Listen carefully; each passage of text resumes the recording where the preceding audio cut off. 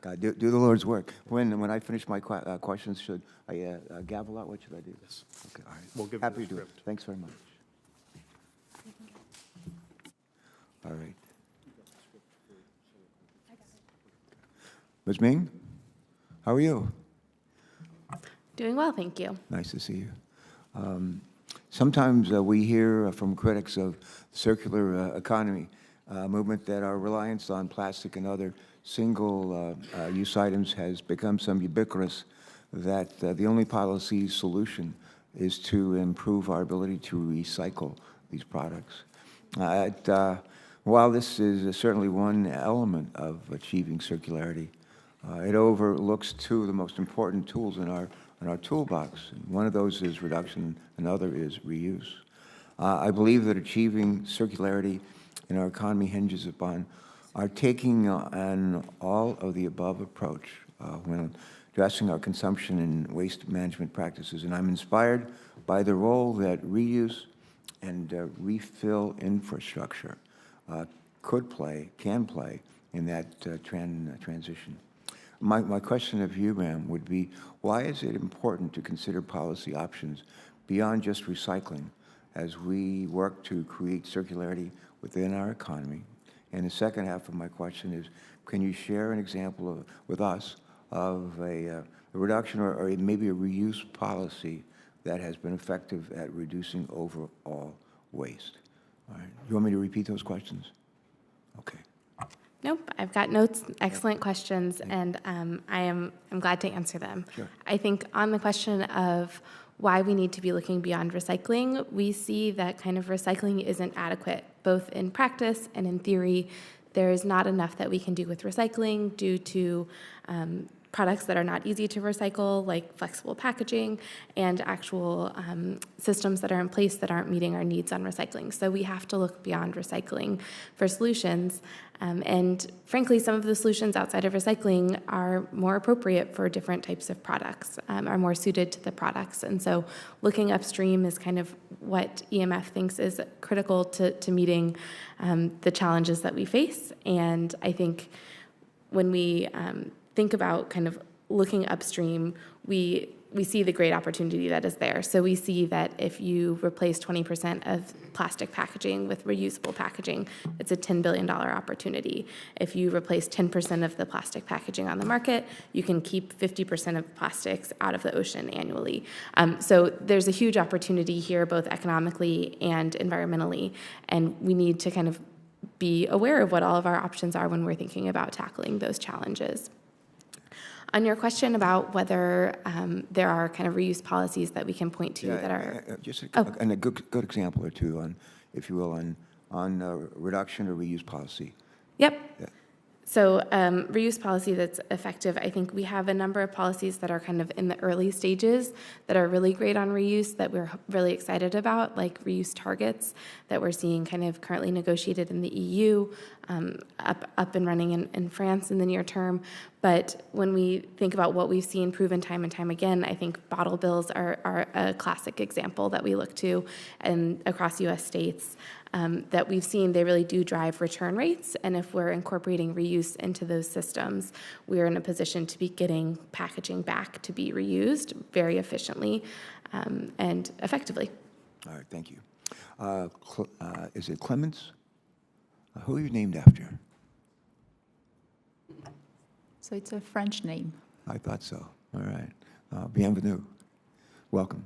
Ms. Schmidt, Mademoiselle, you mentioned in your testimony that the United Nations views reuse as, and I think this is a quote, the most scalable solution to reduce plastic waste at its source. How has Loop been able to partner with other businesses such as Walmart and in order to promote reusable packaging? That's one question. And a follow-up would be, how can the federal government work alongside the private sector companies to scale reuse and refill infrastructure and technology?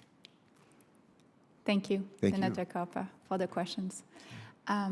Loop works with brand manufacturers and retailers to transition from a disposable system into a reusable system in the least disruptive way. So it's really about handling for that supply chain, the reverse logistic in a way that disrupts the existing and very efficient supply chain to the least possible.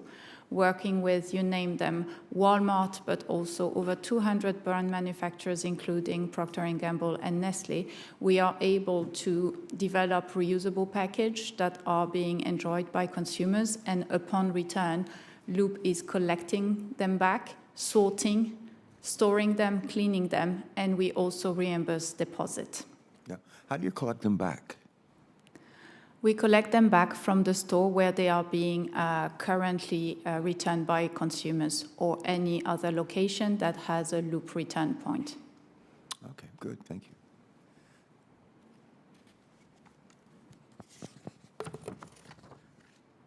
Do you want me to address the question on the economics? Yeah, if you would. So what's really important in the Loop system, the package is an asset to the brand manufacturer as opposed to a cost of goods sold.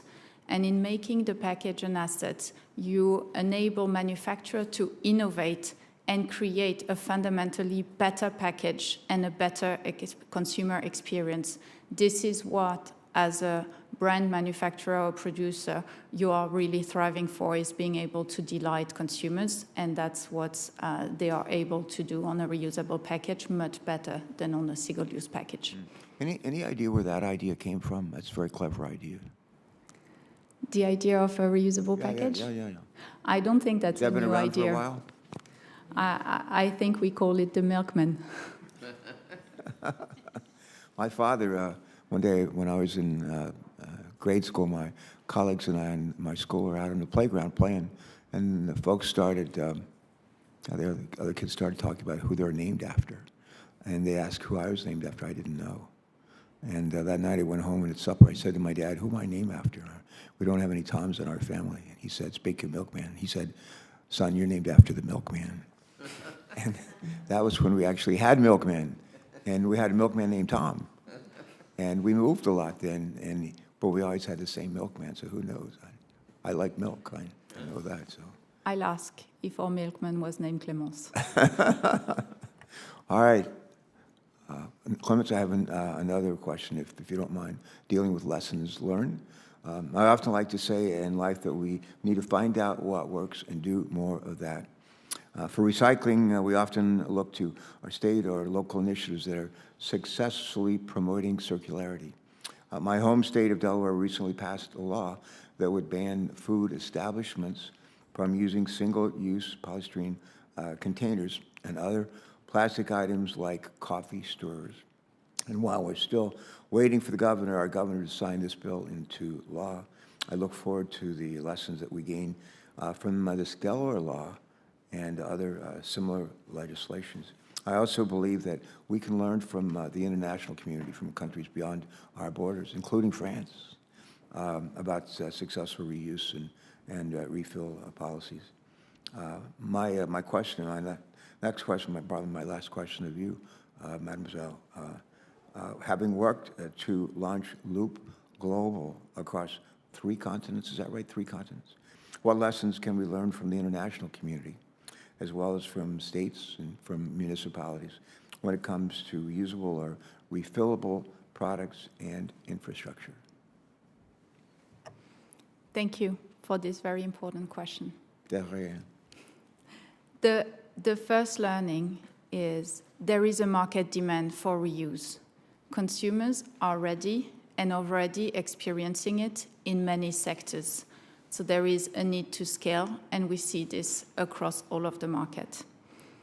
The second learning I will bring to this committee, as you rightly pointed it out, is some countries have already taken the forefront of working policies together with the business in order to foster and propel reuse. And in my home country, as France, which is clearly leading the way also in Europe, we have seen reuse targets, reuse mandate coming through legislation, which have fostered the creation of the reverse infrastructure, and we are seeing the market developing extremely fast. So I would summarize in making sure this government passes legislation to support reuse. All right, thank you. Is it Tim? And how do you pronounce your last name, Tim? Debus, Okay, thank you. Has anyone ever mispronounced it? all the time. Like, anyone ever say, I missed the bus? 5 letters, but it's can be tricky. Okay, all right. All right, good. Mr. DeVos, what are some of the lessons learned from your work? What are some of the lessons learned from your work at the Reusable Packaging Association that might help us achieve a more circular economy? Well, And how can we encourage other industries to pursue policies like incorporating reusable shipping supplies, which are both good. I think they're good for business. I think they're good for the environment. Please go ahead. Very much so, and thank you. The biggest lesson is seeing reusable systems in action is that they create tremendous opportunity and value within the supply chain infrastructures and the participating parties. There's a lot of discovery that takes place. When you're incorporating a reusable packaging system, you have to know every step of the way where that package is being handled. And that opens the eyes for a lot of businesses to see other improvement areas that can take place, whether it's in their shipping or the warehouse, whether it's their behind the stores and stocking merchandise for point of sale. There's a lot of opportunities that come up with reusable packaging that people discover, and it becomes an aha moment of, wait, if we can do this, then this leads to other benefits. And so that's the biggest takeaway that I've seen, and especially being in the field, is that reuse breeds a level of performance that companies don't turn away from once they establish that system. They don't go back to a single-use model because they're generating benefits throughout the whole system. They're saving money and they're providing a better experience for those handling the items. So there's not a lot of turning back. And I think as far as really cultivating reuse systems, I mentioned earlier, it's an investment. And so how can policy help with investments for the return or the payback that takes place maybe a year or two down the line? A lot of our companies are looking at the immediate reporting second quarter. How do we achieve efficiencies today? And sometimes that investment in reuse can take a year or two for that payback, for that return. And so anything now, whether it's tax breaks or grants or things that can help generate the financial investment in reuse models would be very valuable. All right, good. One last question for J.C. Ming. And I believe that the reuse and refill infrastructure present a promising alternative to single-use plastics. My guess is you do too.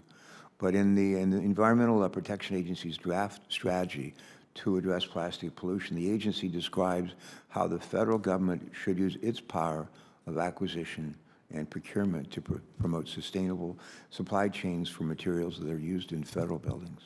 My question, Ms. Ming, do you believe that our federal government could successfully implement reuse and refill infrastructure in some of our federal buildings? And what are maybe some of the best examples of single-use products that could be replaced by reuse and refill infrastructure? Wonderful question, and thank you. Yeah, the EPA plastic strategy is a really exciting development, and I think this is a key piece of kind of the work that we need to be doing on reuse. I will point you first off to the GSA has an advisory committee that published kind of a roadmap exactly on this topic for different pilots that can be conducted both by procurement officers and facility-specific pilots. But when we think about what are some of the actions that the federal government can take and what products can be transitioned to reuse, the obvious ideas are kind of drinking fountains as a replacement, kind of building the infrastructure for reusable water or water bottles. And then we can look to the food service areas, so cafeterias and other things that may be replaced with reusable foodware if that's not already in place. I will continue to think on that and maybe get back to you with a few additional ideas. Good. Well, you may have a chance to do that. We're going to be submitting questions. Some of our colleagues who are not here, and some who were here, will be submitting questions to each of you we call them questions for the record, or QFRs. And we'll ask senators to submit their questions for the record through the close of business on Thursday, August 24th, and we'll compile those questions and we'll send them to you and ask you to reply to us by Thursday, August 24th. And closing, let me just thank you all. Merci beaucoup. And thank each of you for appearing for us today and for your testimony, and but really for what you do with your lives. I hope they provide your work provides you with great satisfaction. Mine certainly does for me. We're asking to, yeah. Just for a point of clarification, senators will be allowed to submit questions for the records through the close of business on Thursday, August 10th. And then again, we'll ask you all to respond by Thursday, August 24th. And I don't know how they say this in French, but and we have a saying here in America, like when something is over, we say that's a wrap. It's a wrap. So, but we're grateful to all of you. One of my favorite people. Favorite leaders, if you will, from other countries, is the leader of France. And President Ms. Biden hosted a state dinner for French President Macron about a year or two ago, and I had the opportunity to chat with him a bit there. He had spoken to a joint session of the Congress about 2 years ago, and wonderful. I got to shake hands with him and chat with him briefly before he spoke. And in his address that day to the joint session of Congress, he said these words. He said, this is the only planet we're going to have. And he went on to say, there's no planet B. This is the only one. And I told him at the state dinner that I have quoted him many times in saying that, and I've never given him credit for the quote. And he said, we have a special name in France for people like you who steal our material without attribution. And then we had a good laugh. All right. Keep up the good work. You're doing great things for our planet. The only one we're going to have. Take care. And with that, I think we're adjourned.